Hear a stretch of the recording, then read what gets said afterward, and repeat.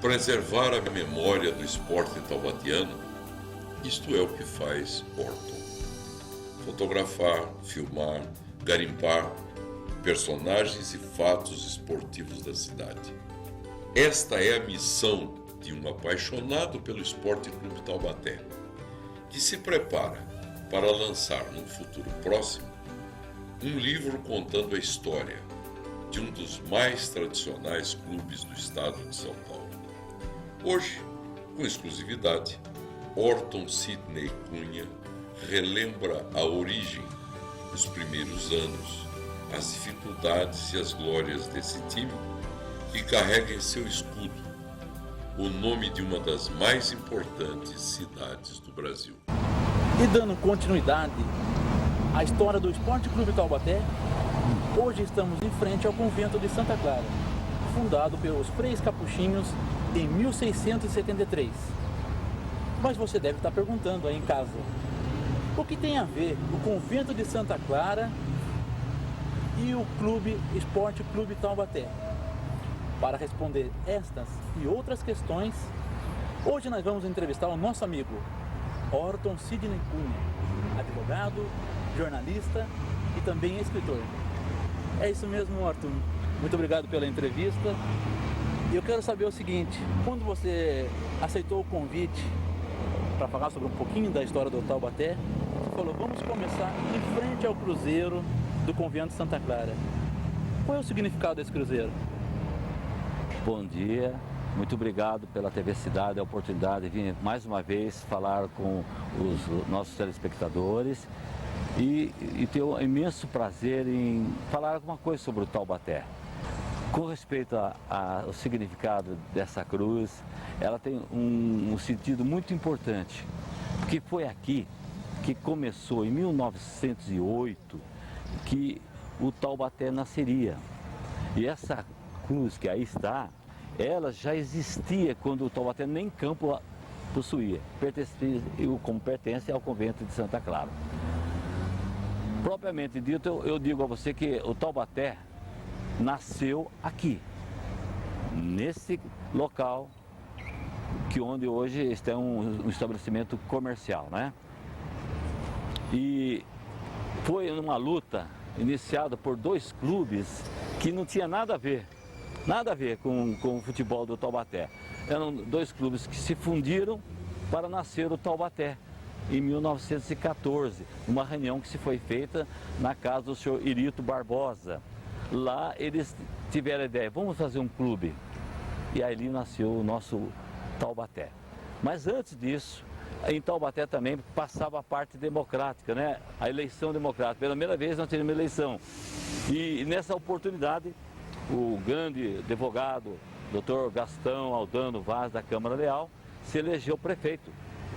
E se elegendo prefeito, era um homem dedicado à cultura, inclusive ao esporte, porque naquele tempo só tinha um velódromo aqui, né? E ele passou a ser o primeiro presidente do Esporte Clube Taubaté e o primeiro prefeito da era democrática. Portanto, juntou-se duas coisas importantes. Ele na administração municipal e o Taubaté que nascia naquela oportunidade. Pois bem, para tanto, o Taubaté não tinha campo de futebol. Vai jogar onde, né? E o que aconteceu? Aí o doutor Gastão chegou até o convento, na oportunidade, e solicitou ao convento, que era dono de toda essa área aqui atrás, dono de toda essa área, solicitando autorização se ele podia construir aqui um parque municipal. E não tinha nada com futebol ainda, né? E o que aconteceu? O convento autorizou a prefeitura a fazer o parque municipal. Era muito grande. E mais, você vai ver, a área é imensa. E daí, com ele sendo presidente do Taubaté, comentou-se, por que não fazemos um campo aqui para nós praticarmos futebol já como, não profissional, mas quando não existia, amador. Já tinha... Até então a diversão da cidade era o ciclismo. Velódromo, ciclismo. Daí nasceu isso, mas houve uma colaboração muito da cidade inteira. A cidade toda ajudou a construir essa parte aqui. Daí o Taubaté, o que aconteceu? Montou um time, baseado nos jogadores da cidade, e chegou em 1919, logo em seguida, em 1919, ser o primeiro campeão do interior. O primeiro campeonato do Taubaté nasceu em 1919. E aí nós jogávamos aqui nesse campo, não nesse campo de decisão, mas foi em São Paulo. Agora, daí em diante, começou a história desse Taubaté. Aqui nós permanecemos até 1967, quando no dia 22 de outubro, nós jogávamos a última partida contra o 15 de Jaú e nós vencemos por 5-2. E aí foi a última partida.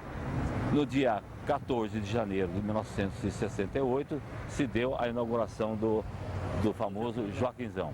Mas voltando ainda um pouquinho no começo, que você fala da história do Taubaté, da fundação. Como que foi a escolha do alvo e azul, o branco e o azul para as cores do time?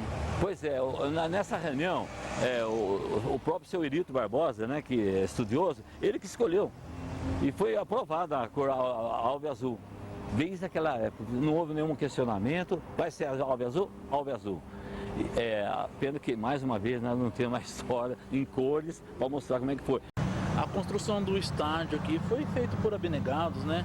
Tem uma passagem interessante que você conta, né, no livro que ainda vai lançar, a respeito das arquibancadas do Taubaté. Como que era essa estrutura? Puxa vida, você precisava ter... Porque antigamente havia o seguinte, era de madeira, estacas, que fazia a divisão, a estaca. E não tinha onde o torcedor sentasse, todos permaneciam em pé, ao longo do quadrado assim, ficavam todos em pé. Daí o pessoalzinho, Arião e outros tantos, ajudaram com doação de tijolo, a fazer a primeira arquibancada, a arquibancada coberta. E a arquibancada até extrapolava os limites do parque, né? Mas justamente, ali praticamente não existia mais parque, só o campo tomou conta da área. Porque não é tão grande, vocês podem observar que não é grande, né? Hoje, então, parece que é menor ainda. Então ficou restrita a pouca coisa. E nós ocupamos. Havia um taquaral também, que ficava no parte de trás, né? Deu para fazer uma quadra lá em frente, que era de basquete, que eles jogavam basquete, voleibol, e só. Mas foi muito, ao longo do tempo, a luta foi muito dura para chegar a ter um campo simples. O campo do Taubaté só melhorou mesmo quando o Taubaté chegou a campeão em 1954. Ali ele foi obrigado, forçado pela federação, a construir aumentar a arquibancada. E deram um prazo de 90 dias para o Taubaté fazer isso. E fez. Só que totalmente de madeira. Mas isso é um outro ponto, um outro detalhe mais para frente, né? Ah, legal. Falando ainda do primeiro time, um dos destaques do primeiro time era o técnico do Taubaté, né, o Dr. João Rachou, e também que era diretor do time, né? Realmente, é um médico abnegado, apaixonado pelo futebol, e tinha um irmão que jogava lá na Associação Atlético Palmeiras, razão pela qual esse time foi convidado para participar da inauguração. O Dr. Rachou era um verdadeiro esportista para a época. Imagine, o futebol não existia e ele já era um apaixonado. Dr. Rachou, família tradicional que veio do Rio de Janeiro, se radicou em Taubaté. Taubaté, você citou 1919, depois logo em seguida 1926 também, né?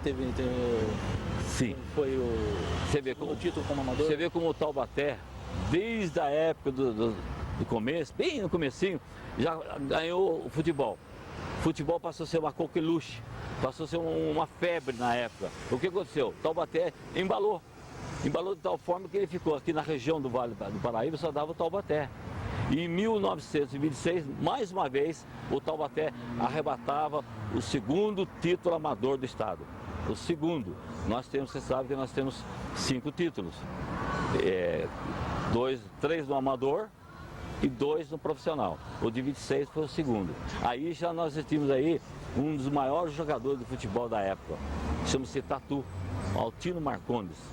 Esse homem jogou pela seleção brasileira, disputou o Campeonato Sul-Americano, jogou pelo Corinthians, campeão pelo Corinthians 3 vezes, Vasco da Gama, e veio praticamente encerrar sua carreira em Taubaté. Em que circunstâncias? Naquele tempo não havia emprego. E ele trabalhava na prefeitura, fazendo calçamento, veja só, calçamento. E o fim dele foi ali, que ele foi acometido de uma doença, na época, né? E veio a falecer. Mas é para nós um dos maiores jogadores que passou pelo Taubaté, Altino Marcondes. Horta, agora estamos aqui num dos locais, num dos lados da Praça Monsenhor Silva Barros. E você tem uma história especial aqui para contar pra gente. O que acontecia nesse pedaço aqui? Pois nessa área toda aqui, era um campo, um imenso campo. E onde as mulheres de Taubaté se reuniam para vir lá fazer a sua lavagem de roupa. Faziam tudo por aqui assim. Então era conhecido como Campo das Lavadeiras. Quer dizer, porque o rio do Convento Velho que vinha passava por aqui, então eles aproveitavam o rio para fazer a lavagem. Imagina nos dias de hoje se era possível um negócio desse, né? E por outro lado, nós temos, era o acesso que vinha da Avenida Cabarucanguera, era o acesso onde toda boiada, todo mundo vinha por aqui.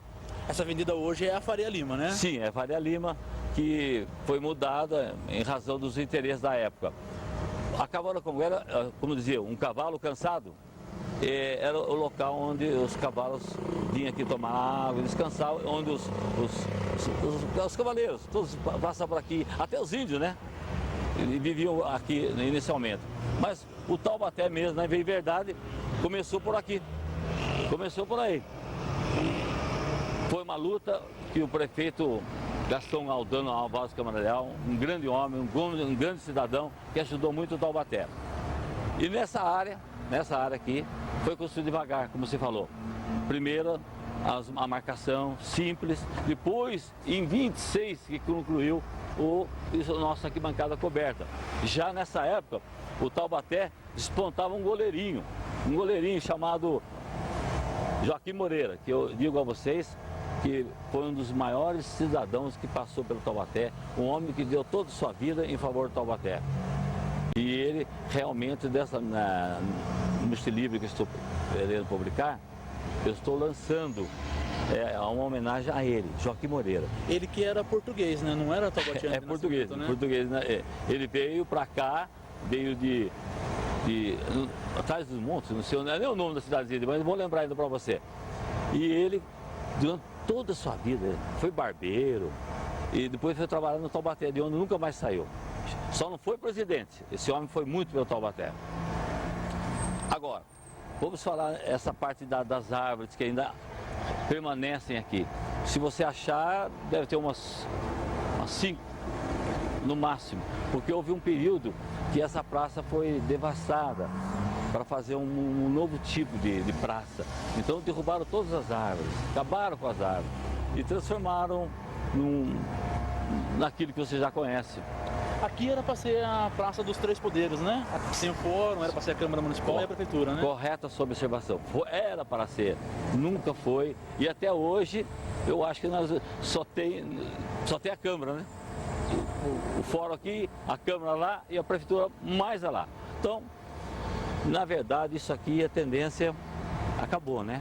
Acabou porque virou lado comercial e o Taubaté, enquanto pôde, mais de 70 anos, 60, ficou aqui, usando o campo. Daí a Prefeitura, numa negociação com o Esporte Clube Taubaté, houve por bem ceder a área lá no Jardim das Nações, onde foi construído o novo estádio. Mas antes do campo ser o do Jardim das Nações, que hoje é onde o pessoal sabe o que é o estádio aqui no Moraes Filho, esse campo era para ter sido em outro lugar, né? Era para ter sido em um bairro aqui próximo, sim, né? O objetivo seria aqui no Jardim Ana Emília, lá embaixo, num campo que tinha lá um planalto muito bom, mas não vingou a ideia e o pessoal preferiu mesmo o Jardim das Nações. Então, em 1942 o Taubaté foi campeão novamente, aqui no mesmo Campo do Bosque. Pois é. Como que foi esse ano? Aí que foi mais importante, o melhor campeonato do Taubaté. Parece na história, o tricampeonato foi o que mais importou pelo que significou, pela maneira como foi conquistada. Ali o Taubaté tinha um timaço de futebol. Destacava ali já o menino Hugo dos Santos, que é o segundo maior jogador que nós tivemos na história do Taubaté, o Hugo dos Santos. Teve outros jogadores também, mas em 42 o Taubaté, ao disputar o título com o time de Bauru, Lusitânia de Bauru, aconteceu um fato importante. Ninguém em sã consciência acreditaria que o Taubaté pudesse dar o troco para o Lusitânia, que o campeonato foi decidido em 2 partidas. aquele que tivesse a maior vantagem de gols seria o campeão. E nós, lá em Bauru, nós tomamos uma goleada de 4-0. 4-0. Então, como é que... E agora? Praticamente impossível no desvio. Era impossível. Né? Então, quando chegou no domingo, aqui naquele domingo de 42, na dia da decisão, a torcida veio, compareceu. Um dia chuvoso. Eu me lembro que o Hugo dos Santos ainda me falou, olha, chovia muito.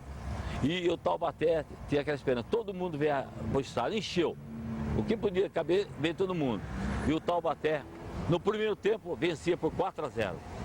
4-0, então já igualava as circunstâncias de ser campeão. E no segundo tempo, mais 3 gols. E o Taubaté devolveu com juros e foi um campeonato brilhante. Foi uma festa na cidade e na região. 7-0 em cima do Lusitânia. Foi um dos maiores campeonatos que o Taubaté teve. Só superado pelo de 1954. O Hugo que você está falando acabou jogando depois no Santos também, né? Sim. O Hugo veio para cá, mocinho, ele do Rio de Janeiro, né? Com 18 anos. Ele era um artista. Segundo, podemos dizer, com firmeza, depoimento de outras pessoas, ele, naquela época, não havia a TV. A televisão gatinhava fora daqui. E o que aconteceu? Não se via, não havia gravação de jogos. Mas o Hugo foi tão bom quanto um cidadão chamado Edson Arantes do Nascimento, mas respeitando a proporcionalidade. Por quê? Ele jogava muito, o Hugo. O Hugo jogava muito. Ele não teve sorte por causa disso. Não havia uma TV para mostrar, como o Pelé foi bastante exibido. E para nós, taubatianos, é um orgulho de ter o Hugo como um dos melhores jogadores que o Taubaté já teve. Depois do Hugo também teve outro grande destaque, José Eli de Miranda, né? Pois é. Você por aí vai notando quantos jogadores nasceram e viveram e jogaram pelo Taubaté. Aí você está citando agora José Eli de Miranda, que veio de Roseira. O Taubaté... Quem não conhece é o Zito. É o Zito, e ele veio para Taubaté porque estudava aqui no Colégio Estadual. E jogava por um time chamado São Paulinho de Pinda. Até hoje tem o São Paulo de Pinda, que é um time amador. E o Taubaté teve que pagar uma importância para ele, para pegar o testado liberatório do Zito. E aí o Zito veio jogar para cá. Outro grande jogador, extraordinário jogador. O que aconteceu? O Hugo jogava bem, era o artilheiro, e o Santos se interessou pelo Hugo. E aí, em contrapeso, levou o Zito. E o Zito não queria sair de Taubaté. E o Hugo insistia para ele, não, você vai sim, né? Você tem futuro. E deu certo. O Hugo, poucos anos depois, se encerrou a carreira. E o Zito se tornou aquele que você já conhece, o grande campeão mundial. Logo após ter sido campeão do interior pela terceira vez, começou a disputar o campeonato profissional. Mas não bastava ser o campeonato profissional, precisava ser organizado, uma forma de motivar os clubes. Então a federação naquela época, em 1947, criou a Lei de Acesso, criada por Roberto Gomes Pedrosa, a Lei do Acesso e Descenso. Então, em 1947, aconteceu o primeiro campeonato. O 15 de Piracicaba foi campeão, mas não subiu, porque ainda havia um certo probleminha de questão de legalização, e o 15 foi campeão e não subiu. E o Taubaté foi o vice-campeão. No ano seguinte, novamente, o que aconteceu? O 15, mais uma vez, foi superior ao Taubaté, não por questão de ser o melhor ou mais bem preparado, mas o Taubaté não deu certo. E, infelizmente, mais uma vez, ficamos para trás. E daí o 15 foi o primeiro campeão do futebol interior, o Inhoquim, foi o primeiro campeão na categoria profissional. Começa daí essa lenda de que o Taubaté, quando tem chance de subir, ele está sempre batendo na trave e não consegue? Eu não posso concordar com isso, não posso concordar com isso, porque eu lembro quando aí, na história, o seu Zé do Pó, seu Joaquim de Moraes Filho e outros grandes lutadores pelo Taubaté montaram um bom time, mas isso levou o quê? 49, 50, 51, 52, montando um bom time. Quando chegou em 54, o Taubaté tinha um senhor time de futebol e, olha, realmente não tinha para ninguém. E nós tivemos a felicidade naquele ano, que é o ano do quarto centenário de São Paulo, também sagaz campeão do quarto centenário em 1954, que foi decidido um ano depois, né? Quer dizer, o campeonato terminou as finais foi em 55. Foi em já, 55. Né? Por que ocorreu isso? Porque o campeonato lá começava assim, no meio do ano. Geralmente no segundo semestre começava o Campeonato Paulista. E nos outros eram outros torneios, torneio Rio São Paulo e outros torneios. Então não dava certo, começava sempre em agosto o Campeonato do Paulista. Em 1954, foi realmente o grande ano do Taubaté. Você já estava participando ativamente da vida, né, do clube, né? Como torcedor, né?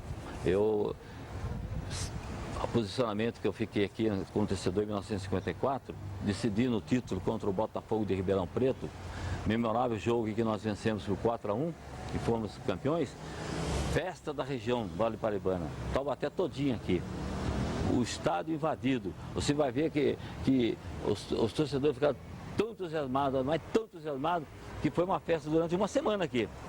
E o Taubaté subiu para a primeira divisão, foi uma festa. Essa praça que nós estamos mostrando hoje aqui, então ficou lotada, né? Mas foi. E eu me lembro perfeitamente onde eu sentei ali no gol de entrada, que tinha aqui, um gol de entrada, eu ficava atrás do gol, assistindo, vibrando, e com certo medo, porque na época eu tinha apenas 10 anos de idade, então entrar no meio daquele tumulto lá seria até perigoso. Mas foi uma festa, viu? Uma festa mesmo, inesquecível. Aí o Taubaté foi embora. Você vê, daí o Taubaté começou a se projetar. E aí também começou uma coisa, o futebol de ouro também começou a nascer.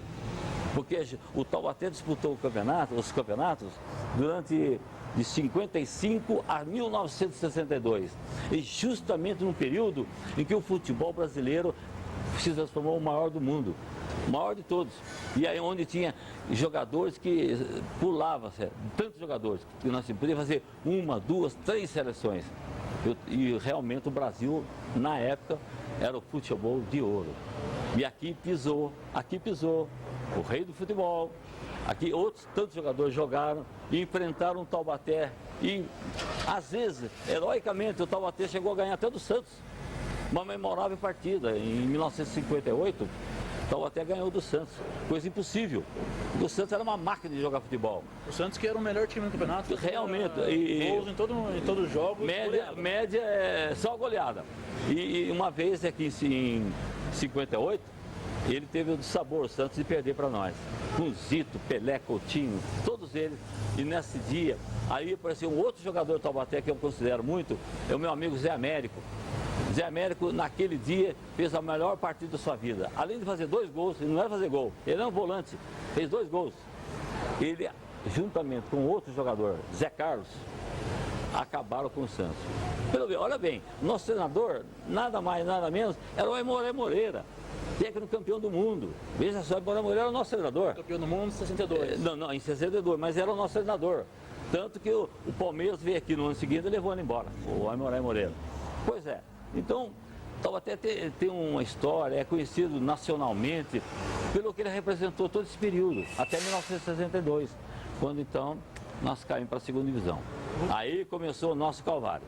Você ainda falando do Zé Américo, eu batendo um papo com o Antônio Éder Taino, o pai, né? Que a família é totalmente futebolística, né?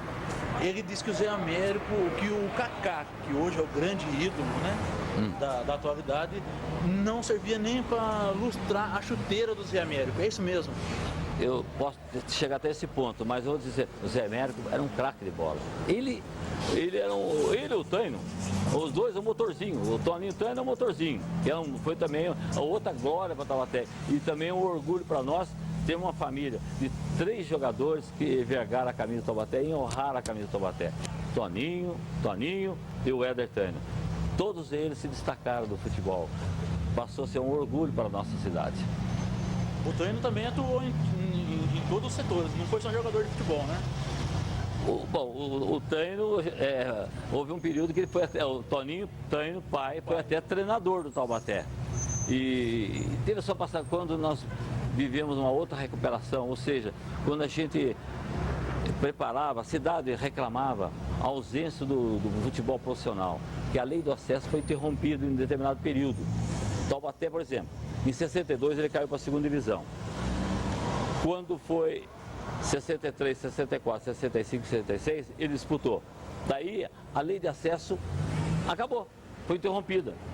Aí o presidente da época, Joaquim de Moraes Filho, ele se interessou de uma coisa. Olha, nós vamos pedir licença da federação porque não há motivação de disputar um campeonato que não tem lei de acesso. Vamos concluir o nosso estádio, seria o Joaquinzão. O povo já reclamava, desde a década de 40, já tinha esse anseio de fazer o estádio. De ter um estádio, nunca possuiu, nunca se preocuparam com isso. E realmente daí a diretoria se empenhou e nesse intervalo nós conseguimos concluir o novo estádio. Mas é interessante dizer o seguinte, que nós tivemos aqui jogadores, vários jogadores que vieram do Palmeiras, do São Paulo, do Corinthians, graças à intercessão do então presidente Joaquim de Moraes Filho, que ele era muito ligado em São Paulo. E que tinha na sua retaguarda homens como Savério Marardito, um abnegado, um apaixonado pelo Taubaté, um José do Pó. José do Pó, assim que era conhecido. José do Café Vitória. José do Café Vitória. Esses dois homens e outros tantos, mas principalmente esses dois ajudaram muito o Taubaté num período que nós necessitávamos dele. Ainda na construção do estádio antigo no Campo do Bosque, teve um empresário que ao final da construção do estádio perdoou a dívida do Taubaté, né? Praticamente doou o seu trabalho para o esporte, para o Taubaté, junto com outro empresário. Sim.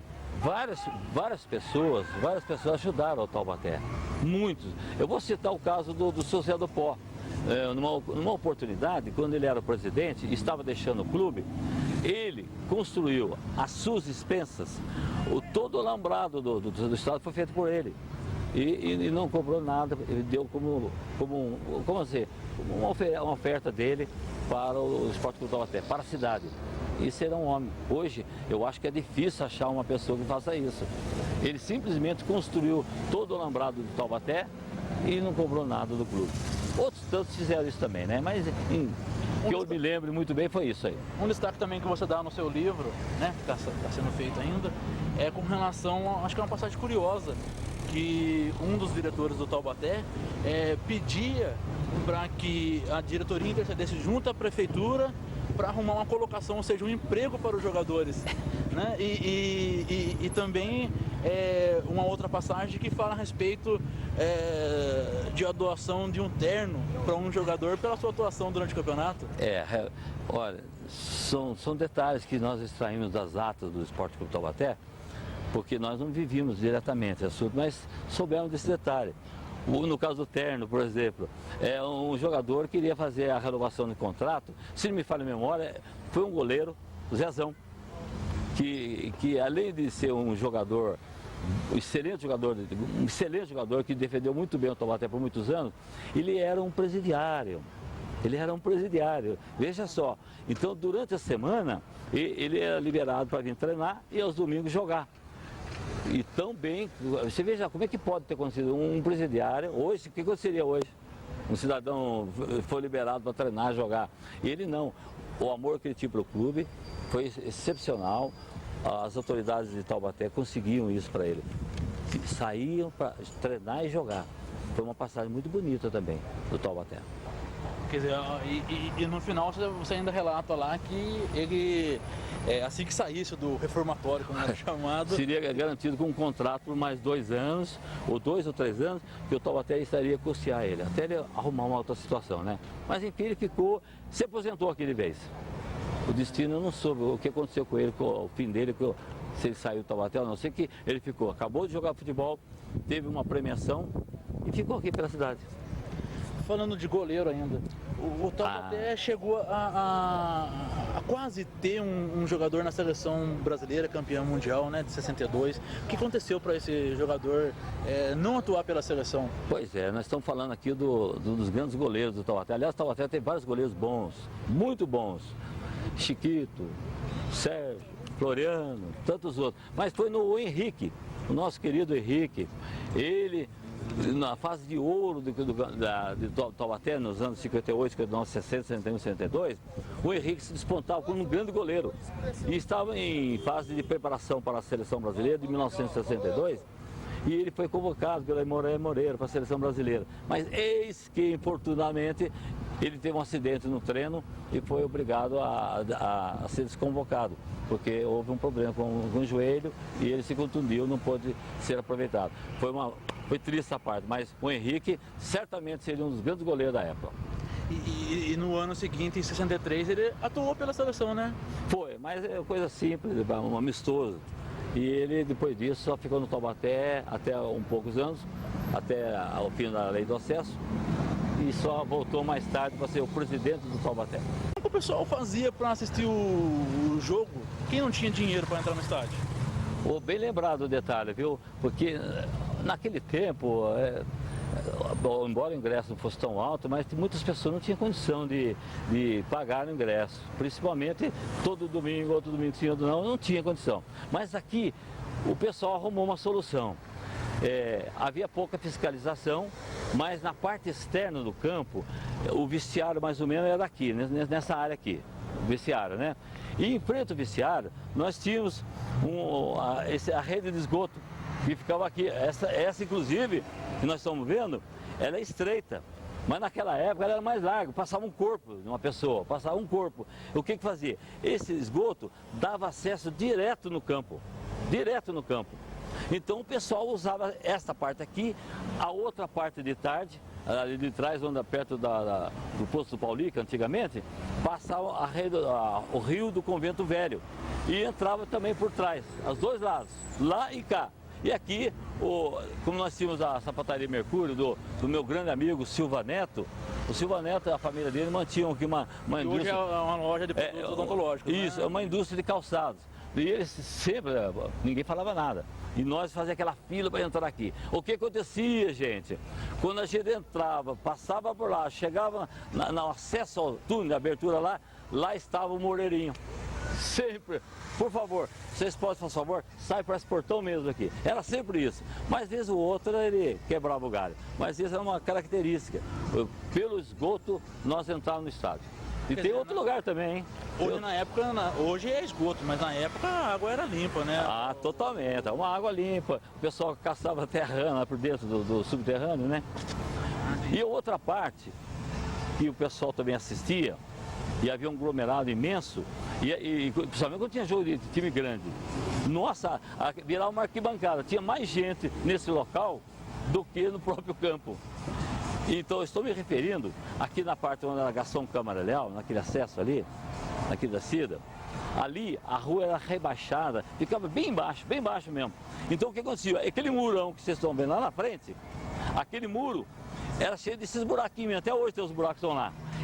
E nesses buracos, através dos buracos, o pessoal subia e aglomerava naquela casa lá, juntava naquela assistida do Taubaté. O Taubaté chegou ao ponto, gente, de fazer um tapume aqui na frente, em frente do Taquaral, para evitar que o pessoal ficasse assistindo o jogo. Mas era comum o torcedor subir para aqueles buracos ao assistir o jogo do Taubaté.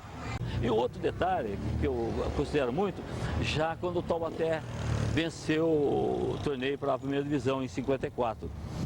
Foi necessário, a Federação Paulista de Futebol deu 3 meses para o Taubaté aumentar a capacidade do estádio. Você falou bem, 3, 4 mil, no mínimo para 10 mil.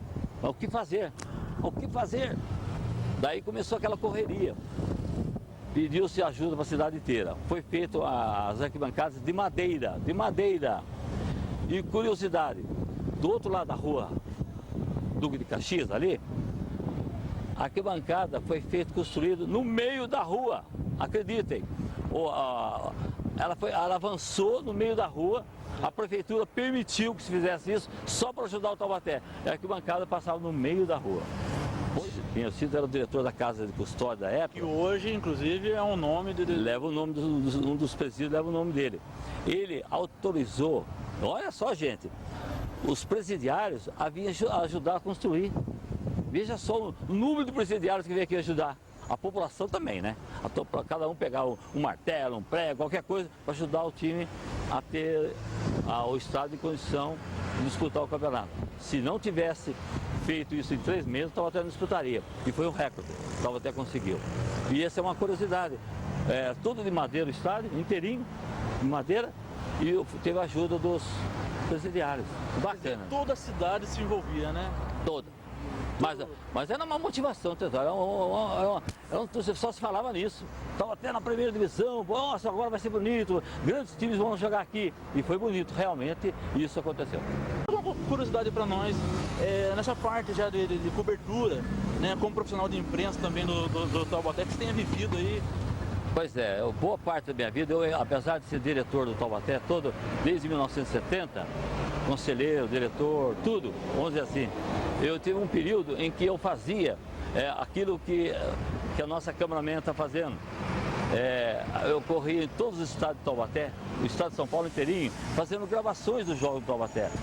E ao mesmo tempo divulgava essas imagens para a cidade, nas lojas comerciais da cidade. Tudo isso com amor pelo clube. Chegou a ter até na rodoviária velha 2 televisores que passavam jogos ali, né? Verdade, você era pequeno, acho que você lembrava disso. Lembro. Eu saía da escola para ir assistir também ali. Então. Eu passava no domingo, ali não dava para assistir no estádio, a gente acabava indo na rodoviária na segunda-feira assistir, né? E era muito gostoso, viu? Olha, eu pegava meu carrinho, Fusquinha, eu ia lá para Araçatuba, Barretos, Ribeirão. Não queria saber onde o Taubaté estivesse jogando, nós estávamos lá. E essas imagens estão guardadas até hoje e, aliás, ainda teria oportunidade, quem sabe se na TV Cidade nós podemos fazer um trabalho de lançar os gols da época, uma matéria assim que lembrasse. Eu tenho certeza que o povo taubatiano, aquele torcedor que frequentava o Taubaté nos bons tempos, vão ver essas imagens, vão gostar. Taubaté, ao longo do tempo em que eu pude ajudar. Se depender de mim, nós vamos ter um museu para esse fim. Esse trecho aqui, a arquibancada avançava até ali, tudo de madeira, avançava até aqui, quer dizer, interrompeu o trânsito, não tinha condição mais de você passar carro aqui, porque a arquibancada avançou, não podia fazer isso, mas houve a tolerância do poder público. É um fator. O que é isso? Ajudar o clube. Vamos dizer assim, tudo conspirava a favor do... Tudo. Nossa. Da evolução do time. E aqui também é a outra passagem do túnel, lá, ali, ó. Olha aqui, olha ali. Ali está a tampa do esgoto ainda, não desse jeito, né? Como está. Mas era outro buraco de entrada. Tinha um muro imenso aqui que fazia divisão, o muro do campo fazia divisão. E o pessoal entrava por ali, da mesma forma, por baixo, passava aqui, olha, esse túnel aqui. Era o meio do torcedor assim. E quando as bolas saiu do campo e ia nas casas ali? A gente perguntar até agora a respeito disso, né? O que acontece? Ao lado, né, do campo? Às vezes a bola não voltava mais, porque virava rachinho para nós aqui no bosque, porque a gente jogava futebol entre as árvores. E geralmente uma bola a gente guardava para nós. As outras eram devolvidas na portaria. Aí chegava na portaria, olha, entregar a bola do jogo. E entrava, aproveitava para entrar. Permitia que nós entrássemos também. Aquele que pegava a bola ali, entrava de graça. Mas isso aí era já costume. E geralmente uma ficava pro nosso rachinho. A criançada tinha que garantir. Muito, tinha que garantir. A famosa pelada do fim de semana. Era aqui no bosque, entre as árvores. Isso é uma doce lembrança também, jogar futebol entre as árvores. Tudo acabou, né? Hoje já não existe mais esses campos de várzeas, não... Tá difícil. O progresso está dizimando tudo que é campo de futebol amador. Ainda bem que Taubaté é grande, ainda temos um celeiro de jogadores que aqui nascem e são desperdiçados, infelizmente, por não ter uma estrutura para mantê-los aqui. Nós estamos aqui no estacionamento hoje no campo do supermercado. Vamos dizer, no Antes campo. A bola rolava solta aqui, né? Nossa senhora, aqui era aquela gritaria, não falava burro, ainda não falava burro. Ainda não falava burro porque o Taubaté passou a ser burro depois que cometeu um equívoco na renovação do contrato do jogador Alcino e que não tinha sido registrado na federação, já em 54. O ano que o Taubaté foi campeão. O ano foi campeão. E olha, passou a ser chamado de burro porque a imprensa de São Paulo, a Gazeta Esportiva, na charge que eles publicaram, vocês vão ver, né, nessa edição, a charge que foi publicada, dizendo que o Taubaté ganhava no campo, mas perdia na secretaria. Então esse time é burro, né? Então ficou. E Central, por causa da nossa Estado de Festa Total do Brasil, que eles viviam aqui. Mas enfim, não gritava burro, mas chegava o Taubaté. E era justamente aqui nessa área que nós estamos. Aqui já era o gol de entrada, né? O gol de entrada do Taubaté. E exatamente hoje está essa... Isso. Aqui atrás, né? E atrás tinha uma arquibancada. Começava de cimento até certa altura, depois passou a ser de madeira, por toda essa extensão aqui. E ali no canto, eu quero explicar uma coisinha para o telespectador. Ali no canto existia uma casa destinada ao zelador, que o Taubaté mantinha. E esse zelador nada mais, nada menos do que foi seu pai, o Geraldo Alves, um grande amigo, por muito tempo, um dedicado esportista, muito tempo ele prestou serviço para o Esporte Clube Taubaté. E recentemente nós o perdemos e Deus está cuidando dele. E Você também citou outro nome para mim em off, o Baltazar, né? Isso. Sim, o seu Baltazar era um outro também. Ele cuidava mais da parte de zeladoria do material, dessas coisas, e do campo. E era o seu Baltazar, seu Zé de Camargo. Ele era também outro grande dedicado. Aliás, Taubaté sempre teve pessoas ajudando com dedicação, até os dias de hoje, mas não foram reconhecidos. Muitos deles não foram reconhecidos. Enfim, um Taubaté que tem uma história que nós esperamos que provavelmente voltamos a viver aqueles bons tempos, desde que haja uma maior compreensão por parte da cidade e nas pessoas, confiarem nas novas pessoas que vão surgir. Eu tenho a impressão que o Taubaté ainda vai dar muita alegria para a nossa gente.